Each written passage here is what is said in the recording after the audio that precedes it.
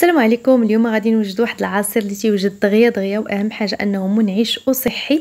انا حاولت انني نخليه هكايا صحي. كندير اطر ديال الماء في الخلاط الكهربائي مع واحد الحامضه بقشورها، غسلتها مزيان وقطعتها طريفات، جوج ليمونات اللي حيدت ليهم القشره ديالهم، وغادي ندير وريقات ديال النعناع. ديروا واحد شويه هكا ديال الوريقات ديال النعناع مع واحد الحبه ديال الخيار اللي حتى هي نقيتها وقطعتها طريفات.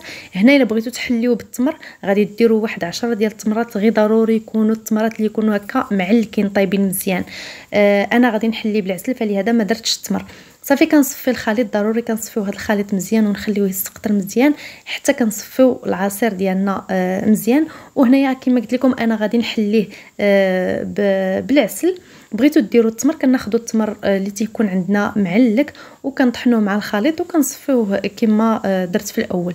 هنايا انا حليت كما قلت لكم بالعسل الحره صافي، وكنقدموا العصير ديالنا. صراحه تيجي منعش وساهل دغيا، تيوجد يعني في دقائق غادي توجدوا العصير ديالكم، وبالصحه والراحه. كنتمنى انكم تجربوه.